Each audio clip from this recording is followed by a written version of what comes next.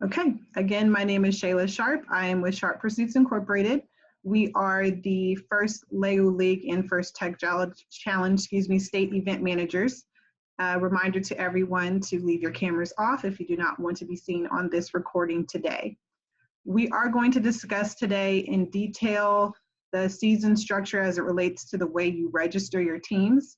This is a great place to ask questions today. And of course, you can always call or email if you have additional questions. But we're just going to go ahead and get started. I'm going to start with sharing my screen. Okay, so located on the NC First LEGO League or NC FLL and FTC website, under FLL, you'll see a link called FLL Virtual Season Structure, which takes you to this page here. If you attended the workshop during the kickoff, you may have we've gone through this information briefly. That session is still posted on the FLL Kickoff Recordings page if you want to go back and watch it. That's under First LEGO League. If you were to click on FLL Kickoff 2020 Recordings, it will actually take you to a link here for those of you who did not make it to kickoff a couple weeks ago. And it actually takes you to a landing page that has recordings of every single workshop from that particular day. So feel free to peruse that site to get up to speed with your teams. We will leave this site up for the foreseeable future for the remainder of the season, because we know everybody's going to access it at their own pace. All right, heading back over to the virtual season structure. And like I said, if you attended that session, I may be repeating a couple things. I want to make sure that I cover everything in detail for those who were not there. We did start off with the kickoff last month. We did open scrimmage registration a couple days later than planned, but we did get that open, and it did fill very quickly, a little bit quicker than we expected it to. We have 24 teams on that list, so if your team is interested in still participating, I will open up a wait list for the scrimmage. If you are interested in doing that, just shoot me an email at info@nc-fll.com.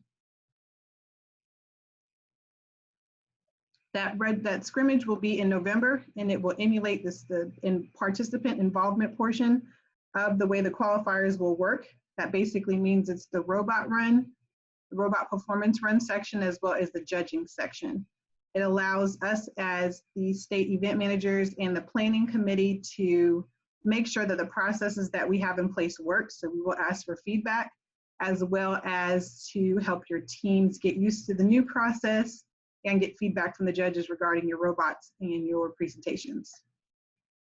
So today we're hosting the registration Q&A, and as of tomorrow, we start with remote qualifier registration. That registration is still $75 per team, and registration will remain open for a little bit till November 20th. And that will be when we need to go ahead and start organizing our tournaments, and we'll talk about what that means in a little bit. We will be hosting an activity this year to try to do our best. Our goal is to make this season as fun as possible for the teams and easy as possible for the coaches. We understand that the distance is going to make things a little bit difficult. We also understand that the way that all the school districts are functioning differently, and the different charter schools and private schools, and then we know we have some in the private sector with the home schools. We understand that everybody's functioning differently right now, so it was a bit of a task for the committee to figure out a plan that worked well for everyone. We understand it's not going to be perfect for everybody, but we're going to get as close to that as we can. So I'll talk about the team treasure chest in a moment. Remote qualifiers are remote scrimmage is November 9th through the 14th, and then the last day for remote qualifier registration is November 20th. Our first qualifier will be the week of December 6th. We'll start with an opening ceremony and coaches meeting, and then the qualifier itself will run from that Monday through the Saturday, December 7th through the 12th. And right here you'll see that's noted as remote qualifiers 1 through 3, and we'll get in that a little bit detail in a minute. In January, we will have 2 more qualifiers, 1 week of remote qualifiers 4 through 6, and 1 week of remote qualifiers 7 through 9. As of right now, the state championship is that last week in January, and it is a very tight timeline, but we're doing our best to give teams as much time to get back in the classroom and get situated as we can without fully running into FTC. Virtual is actually a lot of work. I know it seems like it should be easier because we're not traveling to all the different locations, but it is quite a bit of organization behind the scenes with the computer aspect of things. So we want to make sure that FLL and FTC do not overlap. That's very important. So some details about the qualifiers. There will be 9 tournaments technically between December and January. Your participants must be registered nationally and locally to compete. So that means your nationally is registered with FIRST. And then once your registration is completed with FIRST, you'll be allowed to register with locally with North Carolina First Lego League. If all you have is a temporary team number for now, that you can use that, we'll just need you to update it. We will reach out to ask you to update it once it has been completed with FIRST. So we have 9 tournament weeks. We have 3 available weeks as well. Each tournament will have a capacity for 36 teams. So one of the differences that you'll see in this year's registration form when it goes live tomorrow is that we're only asking you to sign up for a particular week of participation. We will not define what tournament per se that you're in until registration is closed. So while we have the capacity for 36 teams per tournament, that's 108 slots for 1 week. But we might only have, say, 50 slots, 50 teams sign up for, say, December. And that may have everything to do with whether or not teams are ready to start yet. You know, we have a lot of school districts who are not back in the classroom yet, so that means that teams may not have really gotten going yet, or you may not have the permission to meet just yet, and we understand that. So December is for the groups that have been able to stay on schedule as usual and want to go ahead and get things done this year. But we did push the remainder to January so that we give teams more time to come together and prepare for their activity. So with there being 108 slots per week, we will take that amount of teams that have registered at the close of registration on November 20th, and we will evenly break those teams up into 3 separate tournaments. The goal of even is to make sure that we are only using the number of volunteers that are needed per event, because this year volunteers are needed during the week, and normally volunteers are normally only needed on a Friday night and a Saturday. So that does create a little bit of a challenge on the volunteer side. So we do have to control the number of people, number of teams that are in each tournament. So when you register, you're just going to pick your tournament week. One of the other components with doing a remote qualifier is that you will have to register for the day that you are going to upload your robot runs. We are going to have referees set up on Monday, Tuesday, Wednesday, and Thursday of each week, tournament week. And we're only going to have a certain number of referees available each week. And so as we get further into the season, you'll learn more about how to upload robot performance runs and what the requirements of that will be. And once we are able, we're back in that zone where we understand exactly what that's going to look like, because we're still working with FIRST on a few things. We will send out another communication that will let you sign up for the day you want to upload your robot runs, and for the day that you want to handle your judging. Judging will be on Thursday, Friday, and Saturday. This year, callbacks are not taking place for First Lego League, so that's not something that you need to be concerned about. You will pick a Thursday, Friday, or Saturday judging session. Of course, those slots will be limited so that we can spread them out over the 3 days. And so it's really important that when that email goes out and requests, and we'll give you a certain time frame to sign up, but if you have a very specific time that you can compete, to go ahead and sign your team up for that time slot as soon as possible before it is taken.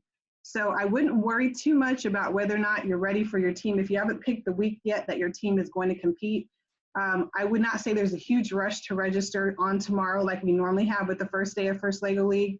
108 slots per week leaves lots of wiggle room for all the teams to participate in the week that they want to.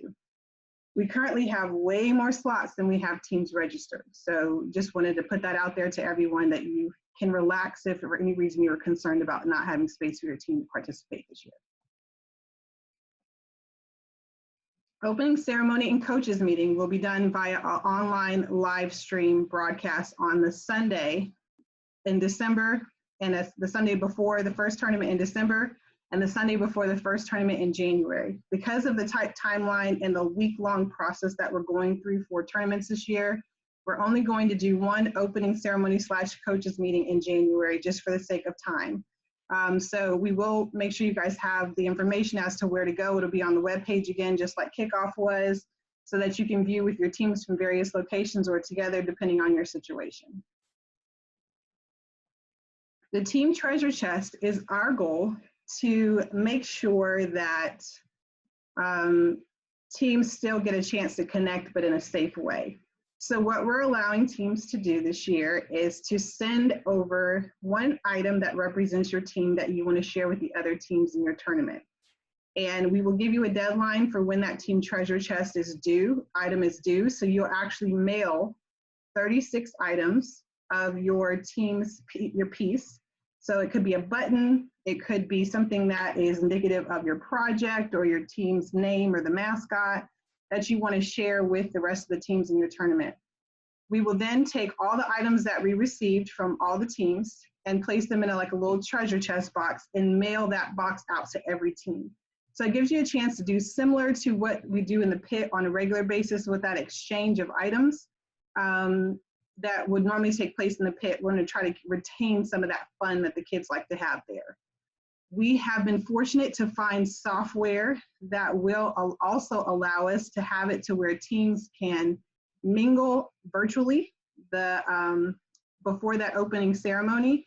And so we'll have more information on that later, but you will be able to sit inside a virtual event as a team, and you'll only see the people at your table, which is really, really nice. You won't see that big room of 500 or 600 or 1,000 people, depending on how many people are at your tournament. And you'll have a chance to switch and talk to other teams and sit at their tables and things of that nature. So it's definitely a much more interactive virtual software that we'll be working with for that particular day. So that's our virtual pit experience is what we're working on building for you now. The online pit board is another extension of that pit experience, where online in a very secure environment, where password protected, just like the kickoff was, your teams will be able to post pictures or any information about their team that you guys want to put out there, like a greetings reel, like hello from team 1, 2, 3, 4. We're excited to see everybody this week. I hope you're having a great week, to where you as teams and your team members can just kind of check on the pit board throughout the week, just to feel engaged and connected with the other teams. This will also be where we propose the robot performance runs for the week. So the referees, excuse me, will start judging the robot runs as they come in and scoring them. They, of course, communicate the score to the teams, but we'll also post them online as our robot performance leaderboard, similar to what we would have in person at tournaments on location. And we're also going to ask that you do try to, in a safe way, depending on where things are going by December and January, to meet together with your teams in a safe manner to try to relive that pit experience as much as you can locally within your own community. So we're not saying necessarily get together with other teams, but just make sure that you're still getting your team together, you're decorating your table, you've got your posters set up. Just as coaches, please try and emulate the process as much as possible to make it as fun for your kids as possible.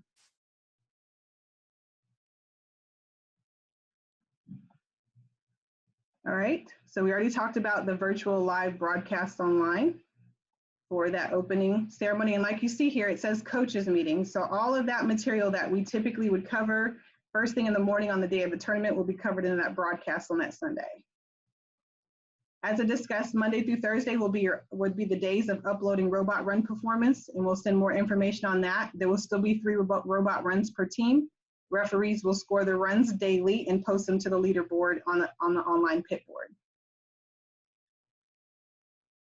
Judging will be Thursday through Saturday. This year, teams go through 1 judging session, so it's 30 minutes long. So just be prepared for that, but it's just one time. So you'll need to have your core values, your project, and your robot design materials ready for that 1 session. You will be, like I said before, you will be allowed to sign up for your time, your time and your date and time.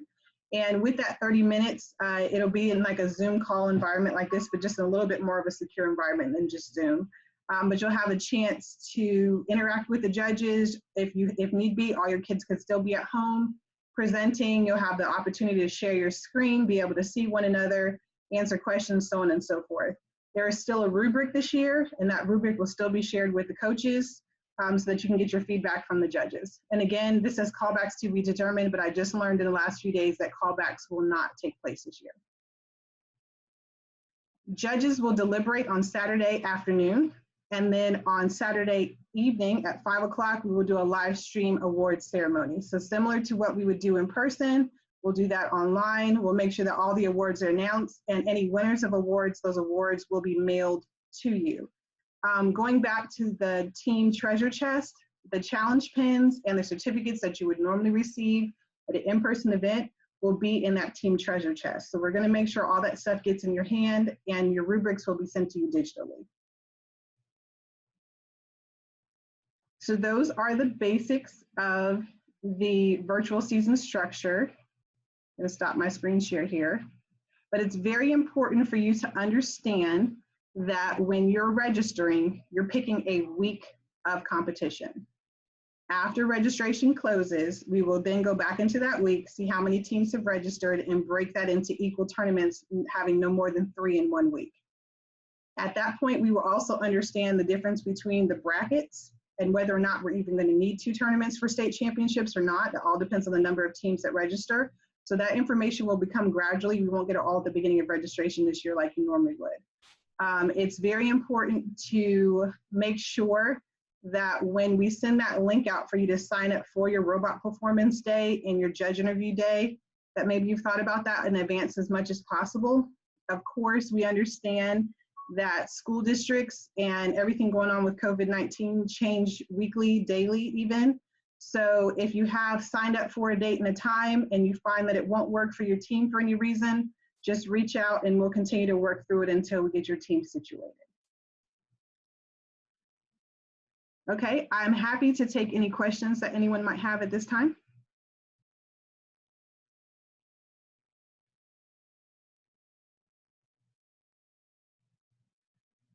No, I don't see any. Hey, I had a question actually. Oh, sorry. Okay. I thought, go ahead. Okay. Okay, thank you. Just real quick. So you said we're signing up for a week tomorrow. So for example, for like robot runs, we're not going to be able to pick Monday, Tuesday, Wednesday, or whatever. That's going to get assigned later, or we get to pick that later?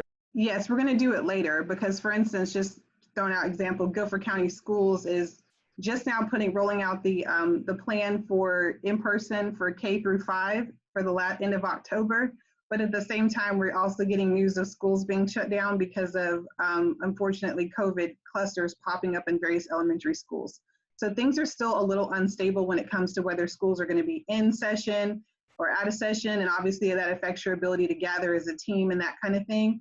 So we just felt it was better to give it more time for you to choose your day of robot run and judging until we're a little bit closer and you can see it a lot clearer. Makes sense. Thank you. Yep. Hey, Sheila, thank you for putting this together. Really, really appreciate it. Thanks for all the hard work. So I have a quick question. So what is the process to get on the wait list for the scrimmage? I actually, like I said, I was really surprised when I logged in. It took less than 24 hours to fill the scrimmage, and I wasn't really sure that many teams were going to be ready. So I'm excited about it, but at the same time, we do have that that group that weren't able to make it. If you send me an email, I'll go ahead and place you on a wait list. And if I find that the committee either wants to expand the scrimmage or someone wants to drop out, I will let you know. Thank you. Mm-hmm. Hey, Shayla, a question about picking like the day for actual judging. So will that be assigned or will we have any say as to whether that's like a Friday or a Saturday? Like I'm trying to put my team's parents on, because we have a little bit more flexibility with my team that we can gather on a Friday. So I'm trying to give my parents that that's the day that we were hoping to aim for, but is that assigned? It will not be assigned. You will be signing up for it because we don't want to make the mistake of assuming that your team is capable of, you know, assembling at a specific day or time. So just like registration was in previous years where originally you would sign up for a specific city or, you know, location where the tournament is taking place, when that second round of signing up comes out, it will only go out to the teams that are signed up for that week. And those slots will be out there individually and they'll be first come, first serve. So when you log onto that page, you'll only see what's available. You can pick that slot and that slot becomes yours. Okay, great, wonderful, thank you. No problem. Any additional questions? Hey, Sheila, this is Sue Stern. I had a question about the day, the robot run day for the teams. It's my understanding that they're providing the video of their runs before that day. On that day during the competition week, does the team come together online or virtually to watch the scoring of their runs, or is that happening asynchronously? Okay, that is actually asynchronous in terms of the actual scoring. It will be posted to the website later that night. What I'm striving to do is work with the referees to have a window in which they plan to score runs based on our experiences with how quickly they can do it on tournament days, and to basically like announce a specific time where the runs will be made public. So probably the next morning to give them that evening to work through it. Right now, the plan is that robot performance runs need to be uploaded by 6 p.m. on your assigned day. That gives the refs that night to get everything scored, and then I'll go public with the robot run scores the next day. So that's the current plan for it. Okay, very good. So just to clarify, the week of competition, we don't really have to pull our team together at one time until the judging happens. Is that correct?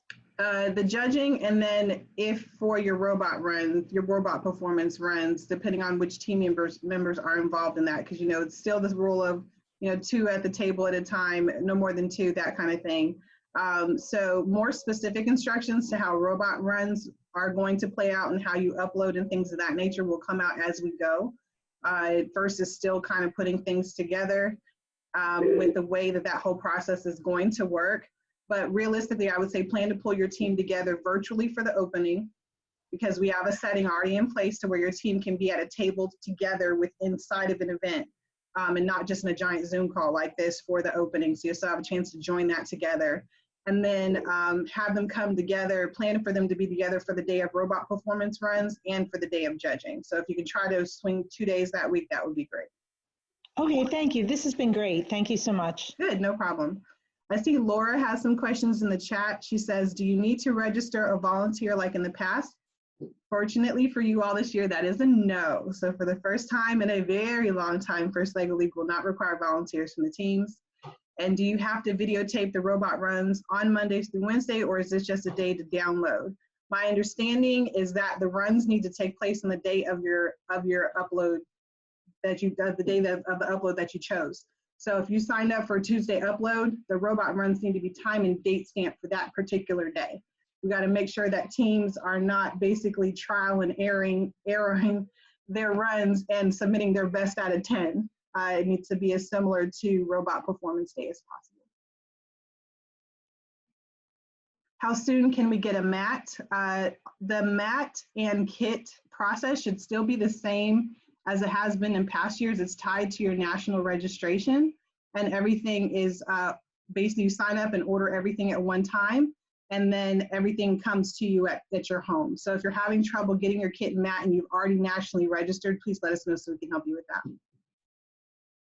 Another question, I see that for qualifiers, you have remote qualifiers 1 through 3. What is 1 through 3 for? So we have the capacity for a specific tournament to be no more than 36 teams. That is our normal qualifier capacity. We've gone above that before, but that's only in areas where we have a large amount of teams and only a certain amount of time in that area.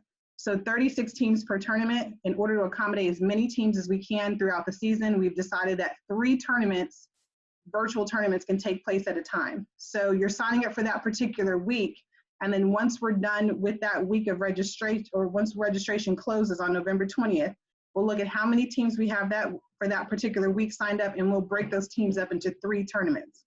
That means that you'll only be going up against a certain number of teams when it comes to awards and robot performance observations. Any other questions?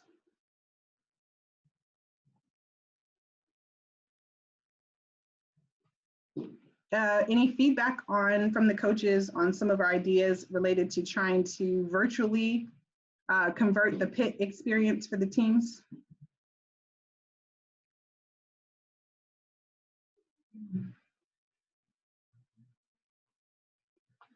Okay.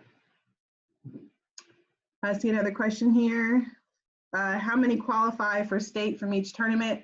The qualifying, as usual, the qualifying advancement number will not be available until after the number of teams per tournament has been set. So that information probably will not be public until late November.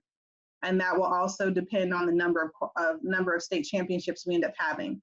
We typically have 2 because we have normally close to anywhere from 350 to 400 teams participate every year. But if this year, due to the pandemic, we may very well come in at half potentially. We don't really know yet. And if we don't have enough, then we might just actually have 1 state championship, and obviously that affects the qualification advancement as well. So we'll keep you all posted on that. Another question for opening ceremony, can team members participate from their homes, not all together? Yes. Like I said, that there is a great software that we are actively working in now as an event planning company that allows teams, everyone, to join one event, and it's like entering like a conference hall, and say we assigned you a table, just like when you come to the tournament, you're assigned a pit table number 1. You enter the room, you sit at your table, and you're there with your team members. And then you can switch tables and talk to other people in the room, that kind of thing. So it'd be nice to do that on the night of the opening ceremony. So if everyone is spread apart, you're still together virtually as a team in the best, like it's almost like being inside a private Zoom call inside an event. So it's kind of cool. I like that pit idea. Great, thank you for that feedback. Can the virtual platform have Zoom rooms like in Zoom so other teams can go and visit every other teams? Yes, so it's a little similar to that. We have the ability in this software to host 16 simultaneous activities, which would be like similar to Zoom rooms. So we're going to kind of play with the idea of what we have to use in this space and make sure we provide as many points of connection as possible. Okay, you see that Yelena likes the treasure chest idea. That's great. And Sue says, thanks for the clarification. I wasn't sure if the pit setup was assuming a team was together physically. No, it's not. So that is the whole goal, to make sure that we retain connection and stay safe as possible throughout this process. I have jokingly but seriously have always said that first Lego League in-person events with the high five line is the quickest way to spread a germ. I've been saying that since I got involved 14 years ago. And so obviously we are not looking to spread any germs amongst our teams this year. That's why we chose to go and stay virtual for this season. But we still want to make sure that teams connect in the best possible way. So if you have any ideas towards that, continue to keep them coming, and we'll add them to the plan if it works in. Any other questions or observations?